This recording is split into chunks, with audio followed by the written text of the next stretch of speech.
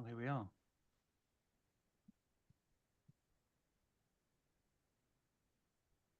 We'll just give it another minute or two, I think, until we start. There's some friends joining. Hello, Diana and Robert. I recognize, and Amanda. Great to see you. So hopefully you'll join us in this conversation here in a minute.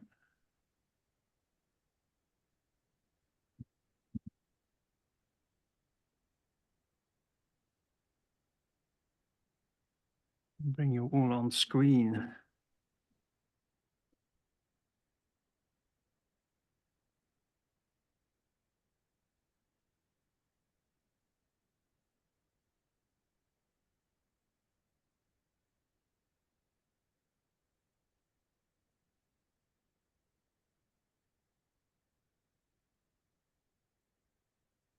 Okay, so it's gone 4 o'clock here in the UK, and I want to welcome you all warmly to our final Challenger conversation, which we hope today will be a proper conversation. Some of the past ones have been more presentation-led than conversation-led, but today we will want to do this.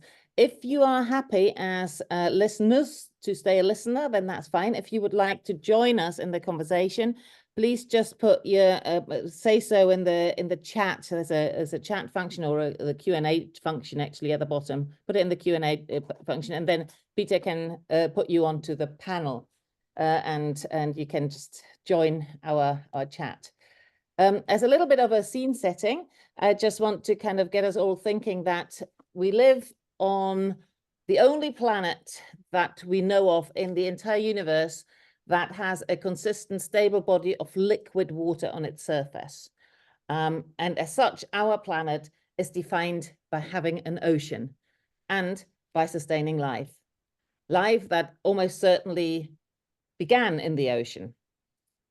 The oceans are massive. We all know that, you know, 2/3 of the surface are covered by it. But if you're looking at it by volume, about 95% or more of the living space on our planet is in the ocean. Yet, as land dwellers, we do not feel that we live on a planet ocean. We live our life on planet Earth. We know little about the marine environment. We consider marine science a niche discipline. Very few national school curricula require the next generation to learn much about our seas and oceans. And so this kind of misunderstanding of the planet we live on continues. My name is Anushka Miller. I'm one of your hosts today, and I work at the Scottish Association for Marine Science, which is the oldest oceanographic organisation in the UK. We turned 140 in April this year. I've spent much of my professional life trying to address the lack of public appreciation and knowledge of the ocean, and I've not succeeded very much. For the next hour or so, we will discuss why most human cultures remain so disconnected from the marine environment and what we may be able to do to interest more people in the ocean. As a group of people that have kind of put this series together, we really want to cause a sea change in ocean literacy. And feel that we need to all come out of our little respective niches to collaborate on this one big ocean challenge. The Challenger Conversation series was inspired by the 150th anniversary of the Challenger expedition that circumnavigated the world between 1872 and 76 and was one of the first large systematic explorations of the deep ocean. Our conversations have brought together marine historians with marine scientists and marine educators from around the world, although admittedly mostly from North America and Europe, but to explore the future of marine knowledge by discussing topics such as marine data, seabed maps, seabed resources and mineral resources at the seabed, research vessels, ocean art, data visualization, but culminating in today's open conversation really about what we all think and how we engage with the ocean. The structure for today is that we'll have three very brief introductions without PowerPoints, really just people talking a little bit before we delve into a conversation that we hope you will contribute to. To get you all going, though, we'll start you off with Slido to get your thoughts, and I'll actually hand over to one of our invited guests today, actually, which is Emma McKinley from the University of Cardiff, our first ever social scientist on the Challenger Conversations. Over to you, Emma. Thank you very much, Anushka. Hi, everybody. Lovely to have you joining us, and thank you for inviting me to be part of today's session. I'm going to firstly start by encouraging more of you to come on screen so that we can have this as a conversation. So if you would like to be upgraded, feels like the wrong word, but added to the panel, it'd be great. And then we can actually have that kind of conversation rather than us talking to ourselves, which would be great. But what we want to do, because this session focuses on the idea of ocean literacy, we thought it'd be really interesting to ask you what ocean literacy means to you. So hopefully you can see my Slido screen. I'm looking at Peter. Peter, can you see my Slido screen? Yeah, I've actually done Slido excellent. already, and I've got it on my phone. Excellent. And so if you can scan, oh, two participants typing, excellent. So you can either scan the QR code or go to slido.com and put in the code number 3426633 and tell us what ocean literacy means to you. What do you understand ocean literacy to mean? That would be marvelous. And then I will hand back over to Anushka in just a minute. We'll let a few more of you get your responses in there. And I'm just giving you pre-warning that there will be another one of these in a little while. Oh, typing's gone quiet. Thanks, Anton. I invited you on screen. Should be welcome to come on. Anyone else, put your name in the chat and I'll bring you on the screen so we can have a conversation in a minute. Okay, so we've got things like learning about the ocean, knowledge and experience, embedded and natural connections, understanding the ocean. In the interest of time, because we don't have a lot, I'm going to hand back over to Anushka, but it'd be really great if you could keep adding those responses so that we can get a feel for what we as a community, what we as a group understand ocean literacy to mean. So I'll stop sharing my screen now, but the Slido will stay visible, and I'll put the details in the chat as well, Anushka, in case anybody has any problems accessing it once I've gone off screen. And so I'll hand back over to you and I'll stop sharing for now. Thank you. Great. Thank you, Emma. That's good to get you all kind of warmed up a little bit. We thought we stick with the idea we had of starting in the history to before we look forward. You look, as we know, you can look further forward, the further you can look backwards. And with ocean science, we can't actually look that far back. Marine science as such isn't a hugely old discipline, I suppose. But to set the scene today, we start with Gillian Wood, who is one of the co-conspirators of the Challenger conversation. And Gillian is a maritime historian from the University of Illinois, and he'll give us a very brief glimpse into public interest and education about ocean matters in the 19th century.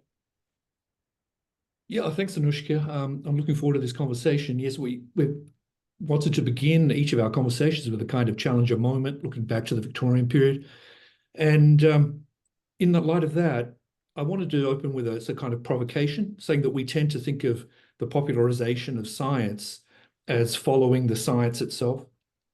So that is that there's the scientific research goes first, and then that's funneled to the public. And in an important sense, I think we have that exactly flipped. Science follows where public interest leads, and the Challenger expedition is a terrific example of that. The Challenger sailed in 1872, as we all know. This was 2 decades after sort of the first measurable explosion in popular interest in the marine world and in marine life in Victorian Britain. And we could have an entire seminar on that subject, but I just wanted to give you a few little things about the 1850s and the 1860s and how it laid a kind of popular groundwork for the funding of the Challenger expedition. And I want to throw a name at you. Philip Henry Goss was a popular science writer in the 1850s. He was a Christian evangelical and wrote for that audience for a couple of decades before he found his niche in marine writing with a book that was a bestseller. It was a phenomenon in 1853 called The Naturalist's Rambles on the Devonshire Coast. Now, he became a one-man publishing phenomenon, and of course he had imitators once a market was obviously established for marine writing, including George Eliot's partner, George Henry Lewis, who wrote a book called Seaside Studies in 1858, which is incredibly popular. And these were sorts of seaside memoirs, sort of educated but not scientific writings about rock pools and coasts and the life of the fishing villages, etc., and became extremely popular and dovetailed with a new technological invention, which was the aquarium. And Philip Henry Goss had his hand in the invention of the aquarium, and he published a book in 1854 called The Aquarium, an unveiling of the wonders of the deep sea. Again, another bestseller, and he followed it up because he was a great self-promoter and marketer in the publishing world. He followed it up in 1855 with A Handbook to the Marine Aquarium, containing instructions for constructing, stocking, and maintaining your tank, and collecting plants and animals. In 1855, also a manual of marine zoology for the British Isles. Now, this guy was not a Royal Society person at all. He came out of just a kind of popular publishing market. He wasn't an accredited scientist, but he was a popular writer who I think pioneered what we're now calling ocean literacy. He was in fact a kind of Christian zealot. He was an evangelist who turned to ocean evangelism. Now, you might be scratching your head thinking, Goss, I know that name. Well, you know his son's name, Edmund Goss, who published Father and Son in 1905 and summarily destroyed his father's reputation with that memoir. But I would point you, rather than to reading Father and Son, which is a very dark portrayal of Philip Henry Goss, to Anne Thwaites' sort of recuperative biography, which was published in 2002 called Glimpses of the Wonderful. And it's a new biography of Philip Henry Goss. It's just a few more words about the popularization of the seaside in the 1850s and 1860s, which I'm arguing laid a groundwork or sort of created conditions of possibility for a large-scale research expedition like Challenger. There were the aquariums, first of all, that were both public and private.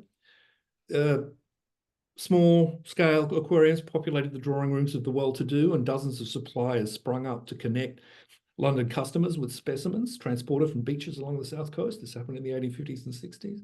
Anemones and madrepores were favourites. The public aquariums in Regent's Park, and then down in Brighton, the first public aquarium at Regent's Park was really essentially a giant glass bath supplied by thousands of gallons of seawater barged up Regent's Canal and piped in via a quarter-mile-long hose. With this was the emergence of the beach vacation, which was enabled by the railways in the 1840s and 1850s. For the first time, the middle class were able to go to the beach, and they needed some sort of wholesome occupation when they were there for a couple of weeks. And with Henry Goss and with these sort of books and popularizing and sort of giving inventories of sea life and naming things and giving guides, people were able en masse to go and start collecting from rock pools along the coast and establishing their own collections and what have you. This became a whole thing to the point where it was satirized in Punch, right? It reached that sort of level of public visibility. So what's the lesson from all of this that I'm suggesting? Is that science, research science, and in our case, ocean literacy, which comes first? It might be a kind of chicken and egg question. But the lesson for us is, I think that one cannot do without the other. They must both happen, the popular and the research realms. They happen in parallel, each supporting and energizing the other. Fast forward 170 years from Henry Goss on the beaches of Devonshire, composing lyrical evocations of marine life for London audiences, we're here to discuss exactly the same thing, but on a global scale, how to create and sustain a connection to the oceans to a worldwide sort of distracted public. Now, Henry Goss found a way, and so must we. So thanks, Anushka. I'll hand it back to you. Thank you. And I just go straight across to Peter Tuddenham, who is our other co-conspirator in the Challenger conversations. I've always thought of Peter as one of the fathers of the modern ocean literacy movement. So I've asked him if he will give us a short introduction to how ocean literacy came about. So also historic, but not quite so historic. Over to you, Peter. Yeah, not quite so historic, thankfully, although I am feeling my age sometimes. Gosh, yes, thank you. It's great to have this series of conversations and to make new friends in the cause of ocean literacy. Yeah, I'm Peter Tuddenham from the College of Exploration, which we founded in 1991 to go to places and do things that we wanted to do. And one of those things we found ourselves involved in 2001 was working with the National Geographic Society here in Washington, D.C. to take ocean topics and map them to geography. And we ended up creating a pamphlet called Oceans for Life in 2003, which mapped ocean topics to geography, scope and sequence that the National Geographic had established earlier in the 90s. And Gil Grosvenor, who at the time was really the chairman of the National Geographic Society, said, "The ocean belongs to everyone. Teachers are the greatest natural resource we have on planet Earth. They are the ones who will ultimately save our ocean." And we did an online conference to get to that guide. And then in 2004, a number of us were meeting, and probably several of my friends and colleagues on this call, Diana and Robert, were at the Tampa Aquariums lamenting the lack of ocean education in United States schools. And so we decided to develop something quickly with very little funding. And literally from August of 2004, I think it was, to September, we planned an online conference.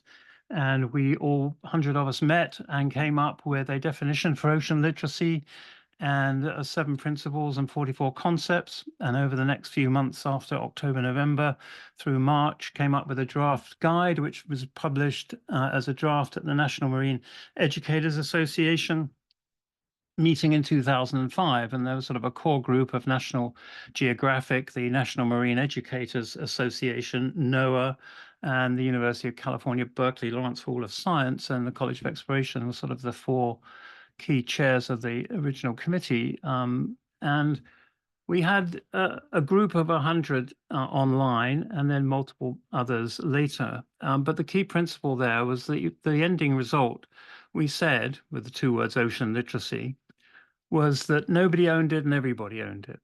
And so there was this sense of collective contributive effort. And that's always been the case. No one person or one organization has any claim necessarily to it, although many have taken different forms of leadership, which is wonderful. And what we have experienced now over the time from 2005, when that guide was published, with a framework and a number of added additions, the scope and sequence, for example, is that the 2 words ocean and literacy have now gone global in a viral sort of way, which is a very interesting phenomenon. We started out mapping ocean content to the national science standards here in the United States with no necessarily kind of horizon of we're going to go global on this topic. However, obviously the ocean is a global topic. And a number of us, the National Marine Educators Association hosted folks from 3 ladies actually from Europe, and they went back to their respective organizations, and that resulted in the first conference on ocean literacy in Brussels, in Bruges, I should say, which actually had followed on from our friends in Portugal adopting ocean literacy, but actually previous to that. So we went to Europe. That resulted in the European Marine Science Educators Association and a wide application of ocean literacy ideas in Europe through funding from the EU, 2 main projects, which have now continued in some form or another in new projects in Europe. And then in 2015, I would also say that the International Pacific Marine Educators Network was another outgrowth from the National Marine Educators Association in a meeting in Hawaii, and that has had now 10, 15 years or so of successful meetings. And then I helped them form the Asian Marine Educators Association from NMEA in 2015, which is coming up for its 10-year history, and that has helped spread ocean literacy throughout Japan, Taiwan, China, Australia, Philippines, and many other places. And so the idea of ocean literacy has gone global. It has multiple interpretations, which is wonderful. And I'm very glad that Emma is here to tell us about her work on expanding some ideas so that we can perhaps then have a conversation in a minute about where all this takes us in the future. Thank you. Yeah, over to you, Emma. That's brilliant. Now we've heard from, the coal face, and over to you, probably more on the academic, on the research side, but looking into the future. What a seamless segue that was. I was very impressed by that. Well rehearsed, Peter. Thank you very much. For those who don't know me, I'm Emma McKinley. I'm a senior research fellow at Cardiff University in the UK. I'm a marine social scientist, so all of my work focuses really concepts like public perceptions, ocean literacy, marine citizenship, ocean connectedness, and crucially how we think about that in terms of making decisions for ocean management, sustainable ocean futures, etc. And Gillian and Peter have done a really great job explaining kind of the history and the kind of the changes in the relationships that we've experienced as groups of society with the ocean. And Peter has the fathers of ocean literacy, has really told developed. And as you mentioned, we've seen a real momentum and an interest around literacy in recent years. It's a work of research and of practice as well, but it's not necessarily a new concept when we think of it as being 20 plus years old. But what we've seen in recent years is a real sudden burst in interest and momentum, and that is partially to do with some of all the incredible work of all the different groups that Peter has mentioned, and really those groups that have showcased and really been pushing forward those ocean literacy initiatives through marine education across the world, which has been fantastic. But also one of the drivers, I believe, at the sea level, alongside a growing recognition that actually marine management, marine conservation, managing the ocean is about people. We're not really trying to manage the species under the water. We're trying to manage what we do to them and to those ecosystems more broadly. And that's been a change that I've seen in the 15 years or so that I've been a researcher. But also we had the launch of the UN Ocean Decade, which I'm sure all of you will be very familiar with, in 2021, which has very much positioned ocean literacy as a mechanism for change. So in the original wording of the Ocean Decade, it calls for transformation relationship between humanity and the ocean. That's recently been reworded through the Challenge 10 working group to restoring the relationship between society and the ocean, recognizing that there are communities of people and practice that do live in a way, in harmony with the ocean, in a way that we should be learning from. So really trying to recognize the importance of those relationships and those ways of knowing and valuing ocean systems within that Challenge 10 white paper. Inclusion as a kind of real mechanism for policy change, for engaging audiences, for including some of these really high level discussions and science and research discussions, has really pushed ocean literacy to the forefront of ocean conversations. We would probably not have been having this conversation as part of the Challenger series 5-10 years ago. And it's great that we are. It's really fantastic to have seen that. And as I said, I've really seen that change in my own career. One of the things that has also happened within the ocean literacy world is that while it has its roots in that kind of education grounding that Peter talked us through, the definition is an understanding of the ocean's influence on you and your influence on the ocean. And so that can be interpreted in a range of different ways. It is broad. And so how it's being used and how it's being championed now is kind of recognizing that breadth and depth of that kind of strapline. And so some of the work that I've done in the last few years has been really trying to explore how the concept of ocean literacy has evolved in recent years, perhaps moving away from its education roots, but expanding on its education roots and encouraging us to think about not only the knowledge components of ocean literacy, that it's important to know about ocean ecosystems, but it's also important to know about maritime career opportunities, how we engage with ocean governance and decision making. So that is part of ocean knowledge. The different part, but it is still part of ocean knowledge. Of course, bringing in local community and indigenous community knowledges and values into that too.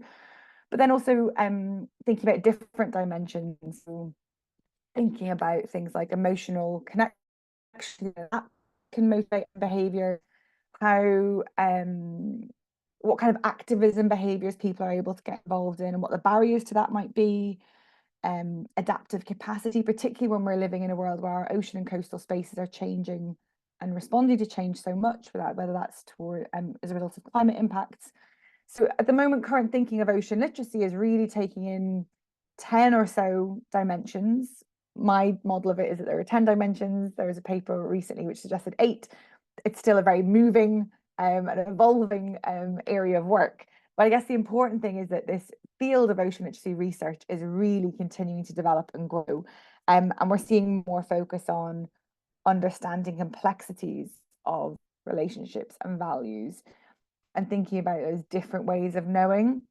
I think that's being seen and reflected in things like the Ocean Decade positioning it as this mechanism for change, but also the fact that it was so highly spoken about and it's such a high profile within the Ocean Decade conference that was held in April, for example, and there was the recent Ocean Literacy conference held in Venice, where declaration, which is hoping to fit into the next ocean conference next year.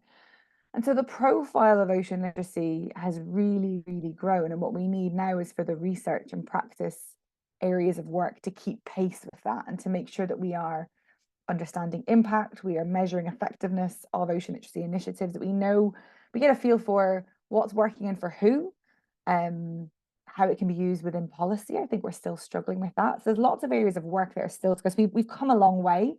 We're very much standing on the shoulders of excellent and brilliant people, researchers and practitioners, but there's still a way for us to go. And I think that's what conversations like today will be really fantastic, to think about how we can bring in all areas of ocean science and research into this world of ocean literacy. I'll stop now because there's some interesting questions still to come.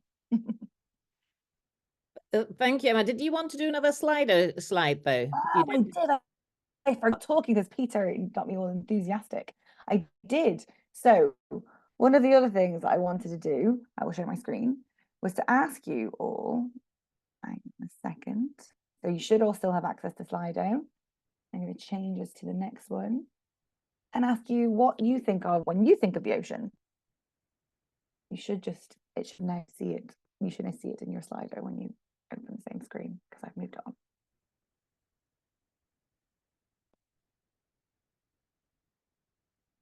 Oh, nice.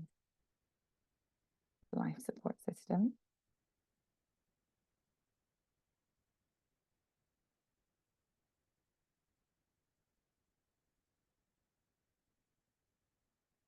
Peace, deep, vast.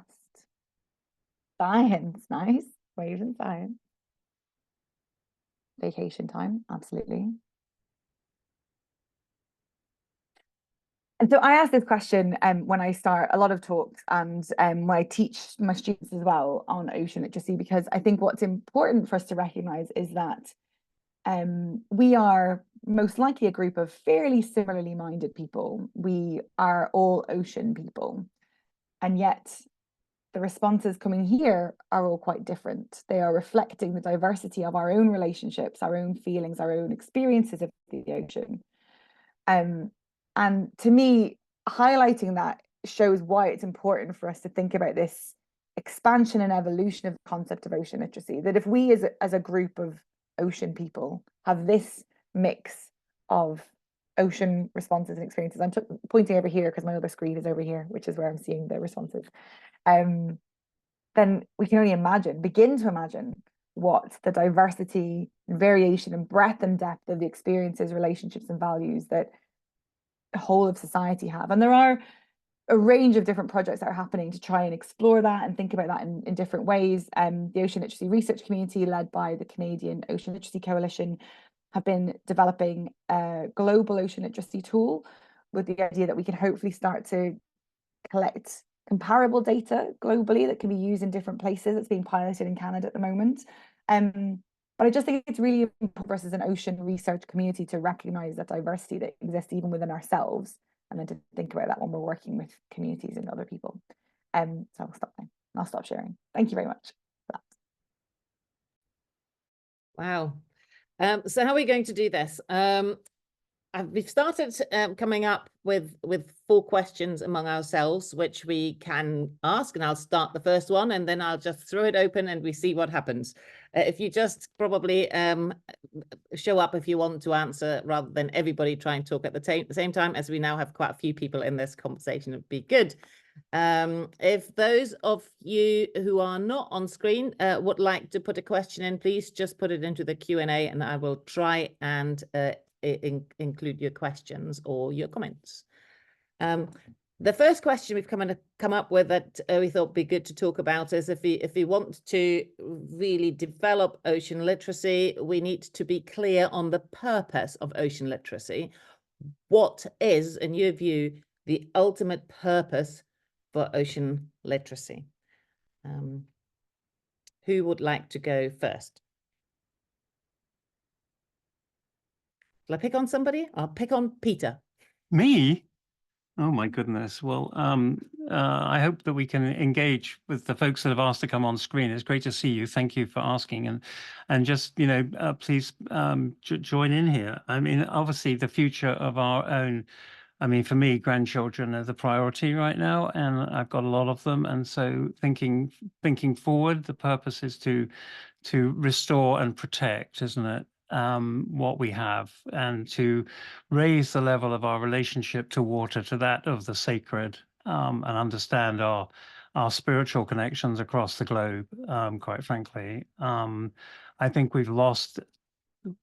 Society writ large has lost touch with the sacred, and water is sacred and it comes from the ocean. And so we need to somehow restore fundamental position.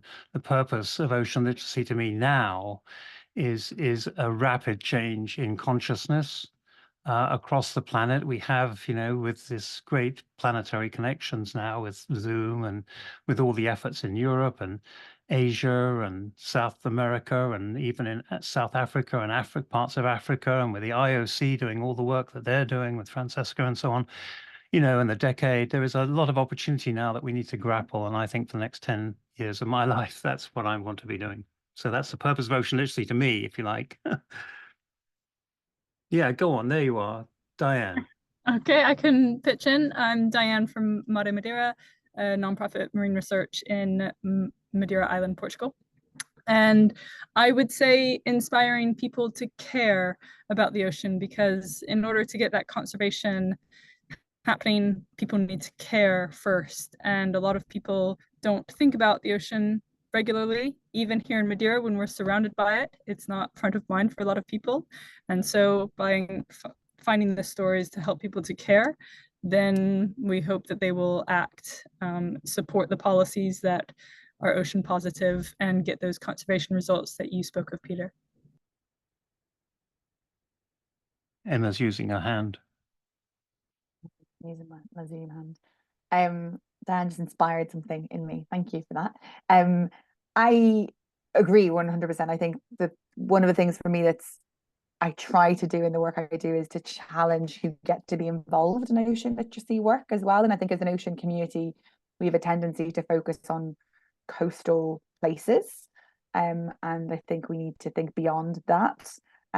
Also recognizing that proximity does not equal care, and that just because somebody lives in a coastal place doesn't mean that they get to be there or be able to. There are barriers to that experience for a range of different things. So access is one of the 10 dimensions that we suggested in our paper, thinking about what the barriers to access are, whether that's physical costs, so many different things. That's one thing that I think if we expand ocean literacy to ensure we are including the not so usual suspects, and that could be people who live live inland. It could be, you know, ocean literacy work also has historically focused on society, like communities. And I think actually we should also be looking at how ocean literature, our decision-making processes are, our decision makers are, how our ocean literature are our policies, if we want people to be thinking about ocean. There are two things, and then I had a third and it's gone out of my brain. There's too many things. Oh, the care thing. I think the other thing is that, so there have been a number of national ocean literacy assessments done in recent years in Brazil and Canada, across the UK and South Africa, Republic of Ireland. And one of the questions that I ask in those surveys is, you know, how important is conserving the marine environment to you? How important is protecting the ocean? And largely, you know, between 80 and 95% of people say it's important. Because if you ask somebody that question, they're going to say it's important. They're going to say they care about it. I think the really tricky thing is trying to help people understand what they can do and also what impact they're having. So things like what you put down your sink, those the everydayness of the ocean, I think is one of the tricky things that we're still trying to figure out. And I think that's one of the purposes for me of ocean literacy work is really creating those everyday connections and the everyday care. I think that's the really that's one of the really important bits as well as the everyday bit.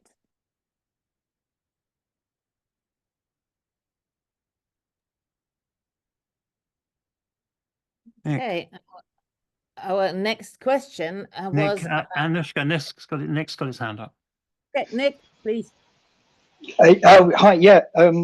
Happy for you to move on if you want to, Anushka, but just perhaps a naive thought when I'm thinking about ocean literacy comes from the fact that, you know, we've clearly, you know, there are communities that, and there's still some exist, don't they, that actually still do have this sort of sacredness feeling that you were describing, Peter, when you were using the words that you were using there. There is this sort of, the more, if I'm using the correct terminology, you know, sort of indigenous communities, they still exist, and we've lost that in modern society. And it's probably naive to think that just educating people will somehow be able to return us to that way of thinking. I don't know, but it's a start. So it's something along those lines, is trying to, I don't know, remember perhaps what it should be like, and what that translates into, I don't know. And just a completely random thought that's really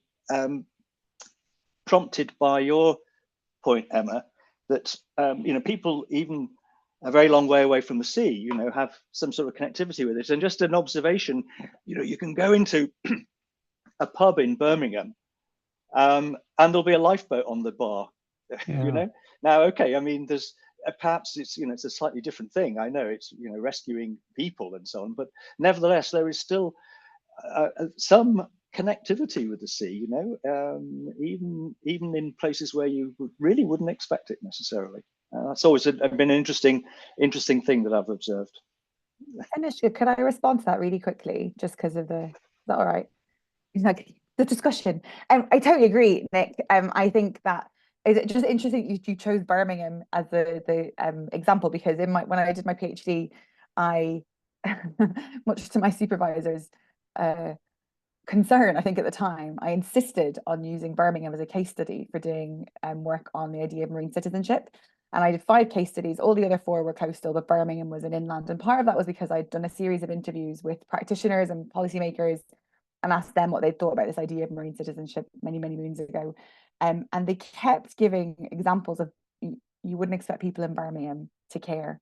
And it kept being the place that they chose. So I chose it as one of my case studies. But actually, what ended up happening, not with everything, but with quite a few results, and I can't give you examples of the analysis now because it's a long time ago, but actually it wasn't as straightforward. Actually, the level of concern and awareness was higher in Birmingham. And I think that's partially because, you know, if you only get to go somewhere once or twice a year or every couple of years, it can become precious. It can become important. And so that's where my kind of concern about us associating proximity with connection comes from. It's not as straightforward as that, I think. So yeah, Yeah. sorry, Colin. No, but I chose Birmingham, of course, because it was it's just outside Birmingham that you get as far away as you can from the sea in Britain. Yeah. Of course. I'll have to find the same place in the States. Colin, you've got your hand up. Welcome. Thank you. It's interesting that we're commenting about places. Can you speak up, please? Sorry, it's interesting that we are speaking about places remote from the sea when you consider that Switzerland is a contracting party to the OSPAR Convention for the Northeast Atlantic, because of course they've worked out that what they're putting into the river will affect the North Sea. But actually, the point I was going to make was that it's interesting when we're discussing the ocean decade, that the ocean decade has its strapline, the science we need for the ocean we want. Should that indeed be the strapline? Is it what we want, or is it actually what the Earth needs? And I think that it's, even when you've got something like the ocean decade, we're still very human-centric in our outlook of this. And I once conducted a session remotely with about 1,000 or so, 700 or so primary school children across Scotland about the ocean. And they were just switched on amazingly. And they were allowed to ask a whole lot of questions and all the rest of it. But the key thing for me there was their excitement about the ocean. But yet when you try often to speak to some adults, that excitement has gone for some reason or other. And it's how we can maintain that. And what the children were interested in was the animals, the creatures that are in the ocean.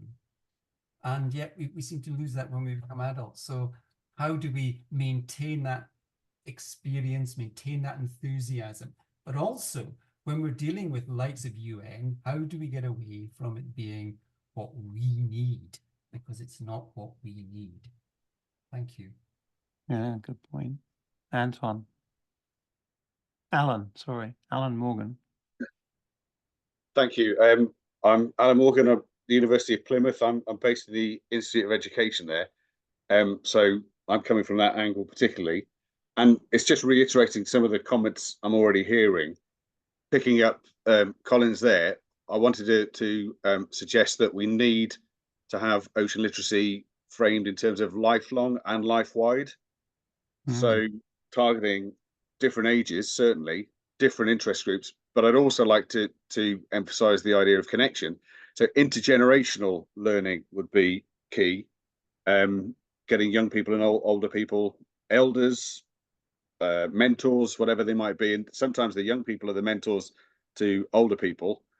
So that's kind of one angle, but also, again, the idea that what I'm hearing is very much an interdisciplinary, transdisciplinary approach needs to be taken.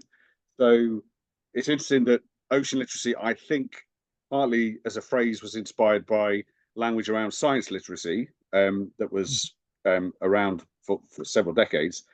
And certainly the science dimension is crucial, and a lot of the driver is natural science and like, but we're hearing ideas like connection, emotion, spirituality, and I think we also need to be working collaboratively with people from the arts and humanities, and working creatively to see how we can all be exploring the needs of the planet, the needs of the ocean planet, as Colin suggests. So thank you.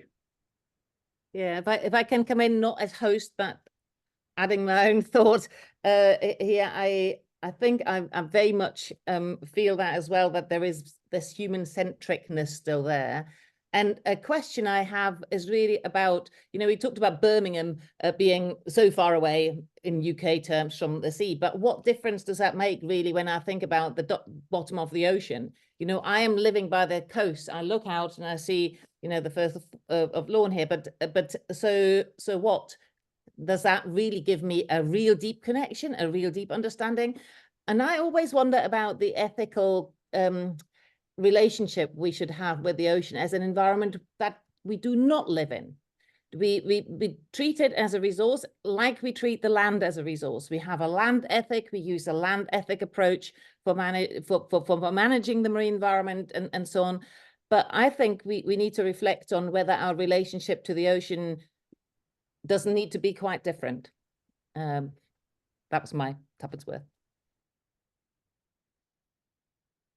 Anyone else here on the screen that wants to add? Well, I came to listen to this webinar because I felt the title reflected my prejudices gained during quite a long time applying science to regulation and management. I guess that I was operating at a rather lower level than Colin, who has gone as usual to the all-embracing, hottest, toppest level of all, which is really interesting to have heard. I often felt, as somebody who had to deal with my regulatory colleagues, with practicing exploiters of the sea, with communities of people who were passionate and enthusiastic about various aspects of the sea or the coast, I often felt or was very aware, and it's reflected by what you said. I think I did miss some of what you said through difficulties with my audio. It's reflected in the way in which people see the sea in so many ways. Some people feel they know it intimately because they've been down to the beach lots of times and they know absolutely nothing about what goes on beyond paddling depth. Some people feel they know it intimately because they've sailed the West Coast. I've been sailing it for 30 years. I know these waters. In fact, they haven't got a clue about what goes on within the water. They know what it's like to sail around. Other people are very interested in how they can extract value from the sea by fish farming, but they have no idea whatsoever about the intricacies of the benthic systems which lie underneath their ventures. And I began to realize that it's one of those multidimensional solids, shall we say, which can be viewed in many, many ways. If you look at a cube from one dimension, it looks like a square. If you look at it from another, it looks like a hexagon. And so it is with the ocean. All these people have different opinions, different experiences, and they did not necessarily overlap. So although I started out as a rather naive specialist oceanographer of some sorts, I had a lot of corners knocked off me, and I came to the conclusion that what you were talking about is actually extremely valuable because it's trying to give a common ground for all these different lenses by which people observe the ocean. So I thought I should come along and say, brilliant, well done. I can only encourage you to carry on doing it as enthusiastically and in as varied a manner as you possibly can. And that can include, as was said, the integration of the sea with the humanities and the arts.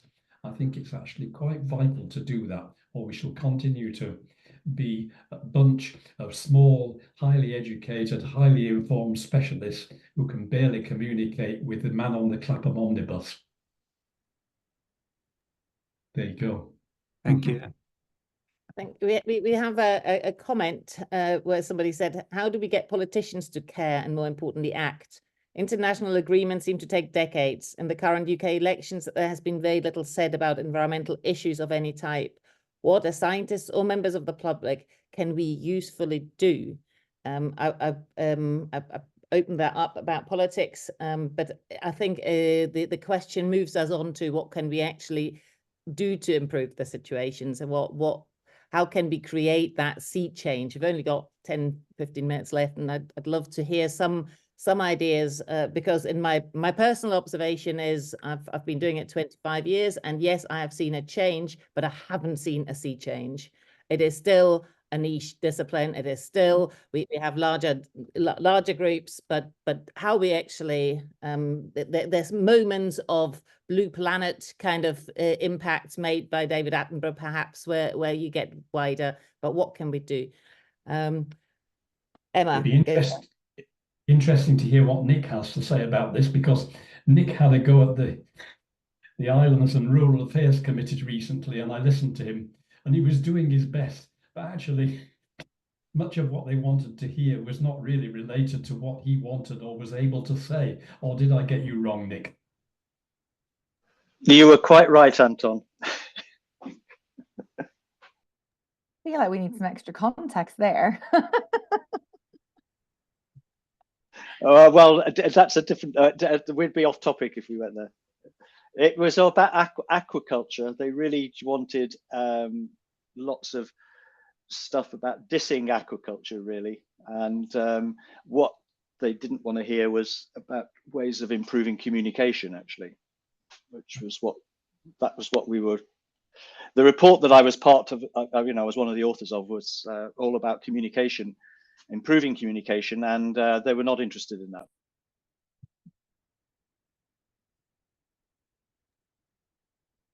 So can I get us back to the question about how can we get politicians to care and act more in the interest of the ocean and the environment in general?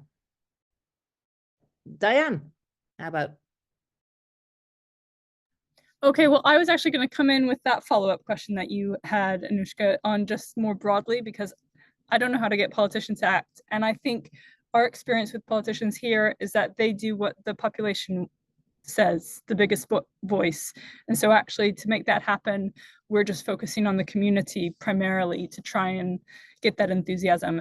And so for us, I think one of the reasons maybe that ocean literacy is staying really quite niche, and maybe we're not sharing between us well enough our successes, because certainly for me, I would really benefit from some examples of maybe other institutes and other places, what are some of the things that they're doing, because we're trying to think up all of our education outreach events from scratch.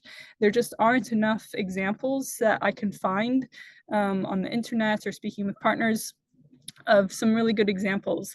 So what I can contribute to this discussion, what we have done recently, talking about the arts and humanities, we've had a couple artists in residency here at our research institute, and it's been phenomenal. They learn a little bit about our science, and then they go and create art exhibits, and it's been a really new, novel way for people to interact with our science. So I highly recommend that one. I think it teaches us a lot about how we can communicate using art. And the other thing that we've done that's been a really big success for us in the last year, we created this Youth Ambassadors program, because we realized that there just isn't enough, there aren't enough of us staff, there isn't enough funding for science communication. Up until I was brought in with some private donation, all of the science communication was done by scientists in their spare time, and they're so focused on the science, they don't have spare time.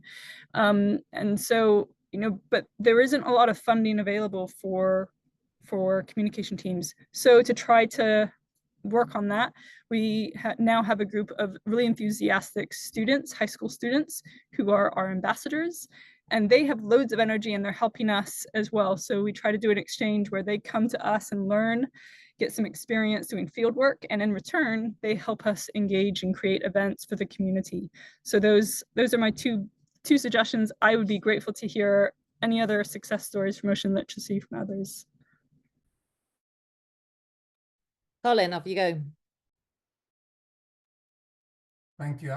Going back to the politicians bit, I think the challenge with the politicians is they're transitory, which means that how can you overcome that? And part of the way perhaps is to look at the officials in government rather than the politicians themselves, because they tend to have slightly longer life within the sphere of that they're in. So I think we do need to be looking at that. We also need to make better use of chief scientists. in terms of trying to get information across to them. And that has the advantage also of the chief scientists' bodies, you know, all the different chief scientists that make up any government grouping, going to the politicians. And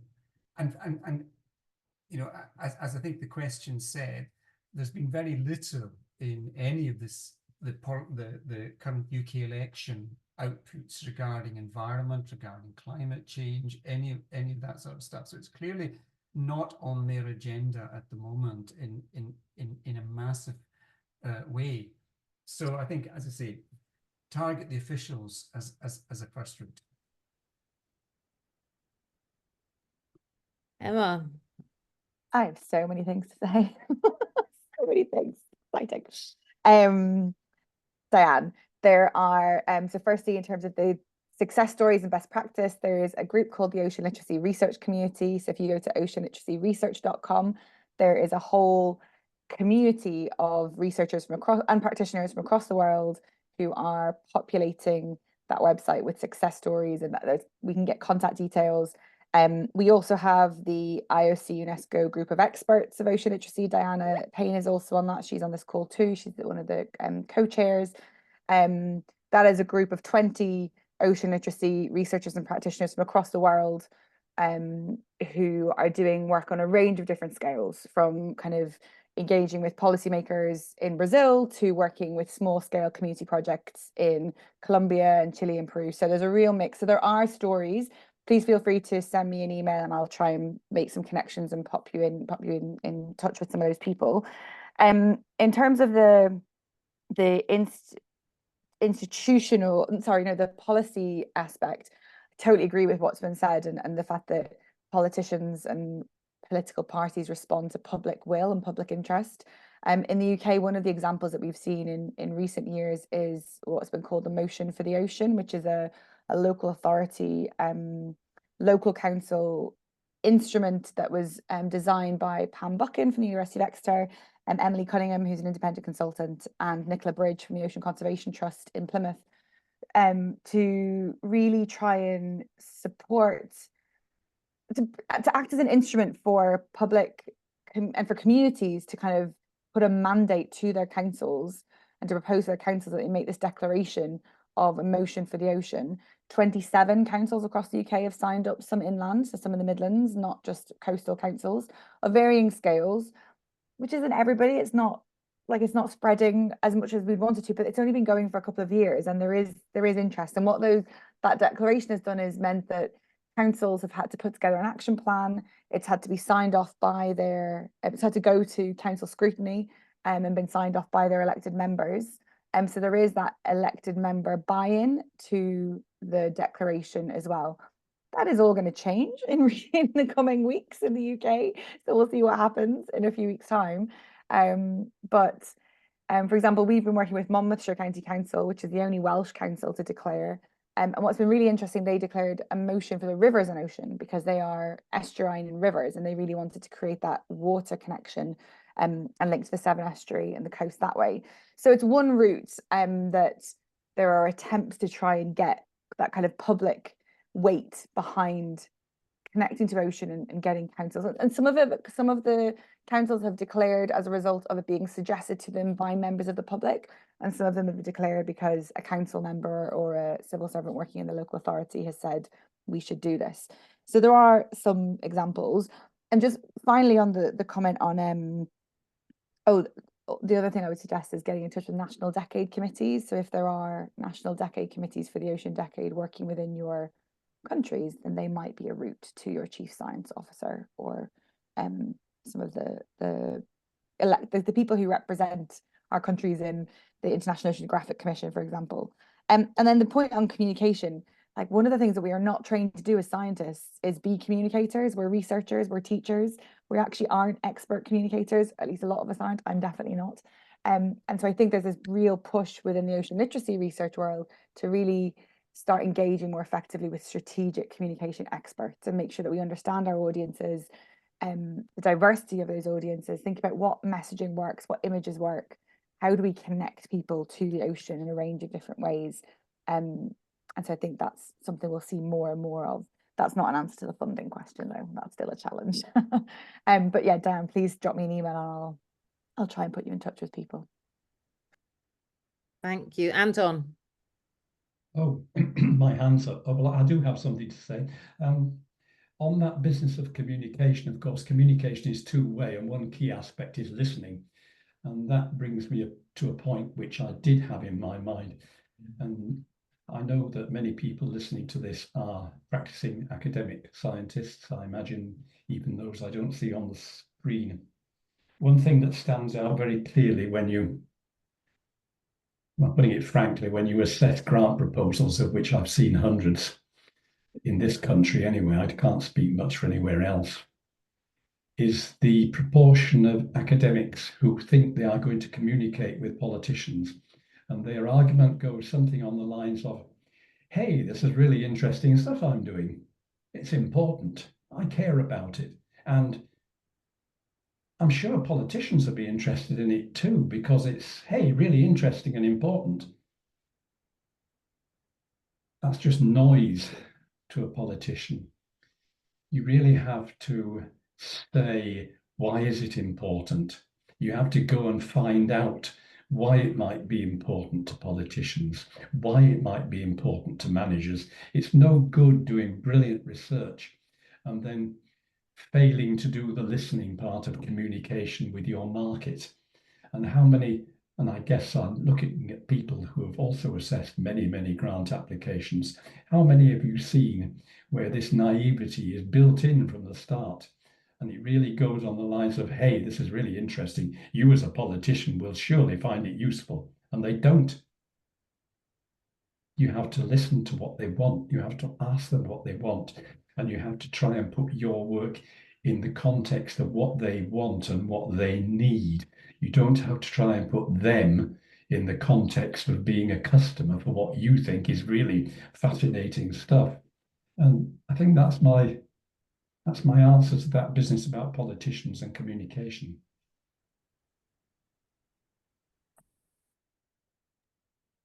Thank you. If I can put my tuppence worth in, I think the politicians at the moment, we probably see actually a backlash to a lot of environmental things.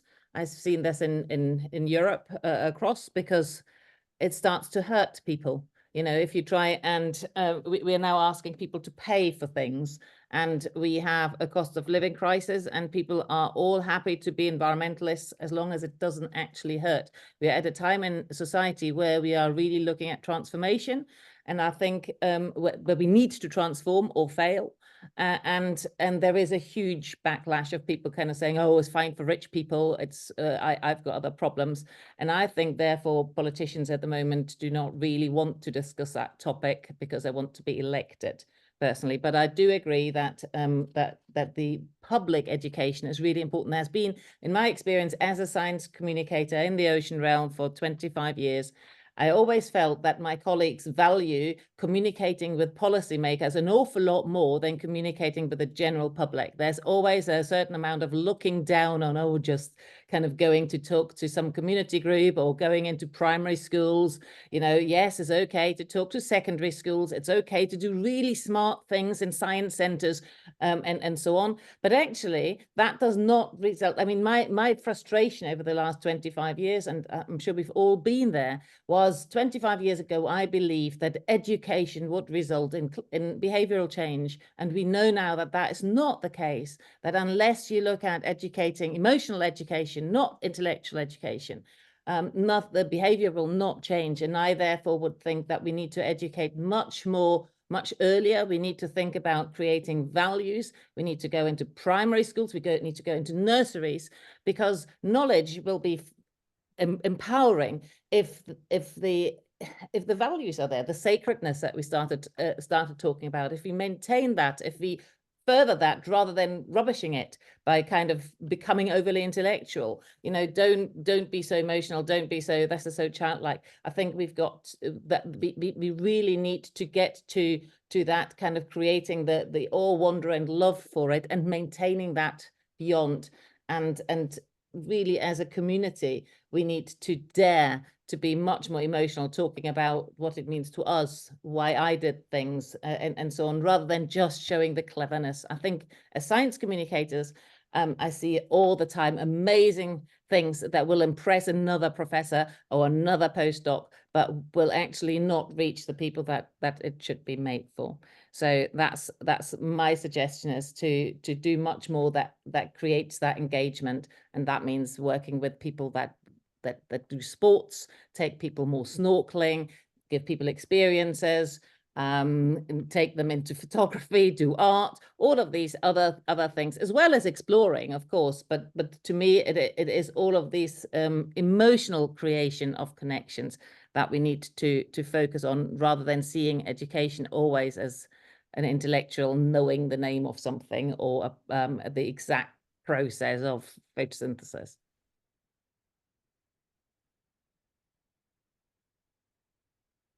Well, these are topics that we hope to surface, which we have, obviously, which is great. And we will be, I hope, perhaps having a day at the Challenger Society meeting in Scotland in September to discuss some more of this. And hopefully we'd like your feedback, all of you that's here today, on how we might expand this conversation over maybe the next 12 months.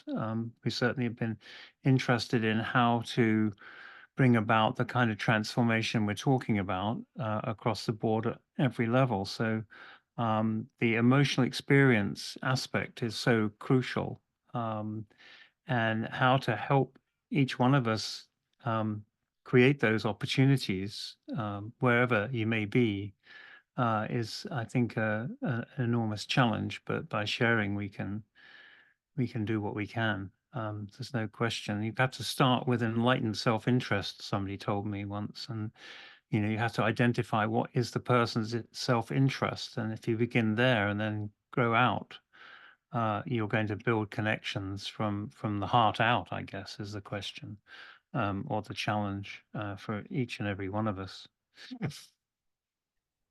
Yes. So sadly, my enthusiasm's carried away with me, and I've been a very terrible host, and we are over the time. So I can only say thank you to all of you for participating. I've really enjoyed that we weren't talking at people, but that we were talking with each other. So we've had loads more points that we could have discussed, but it is lots of us. It's a massive topic. But I'd hope that, so we've talked about creating some kind of new ocean literacy thing, probably in the UK, but it is about really thinking internationally. This is not something that we can solve in we can only work in our home yard, but we need to think that that's only working if we create a global movement as well. So thank you very much. And yes, we will see some of you in Oban in September and continue talking about ocean literacy there, or perhaps at the NMEA or the MC conferences that are coming up every year as well. Yeah, let us know your suggestions, and thank you all for participating. Thank you, everybody. All right. Thank you. Bye. Thank you, Emma. Bye-bye.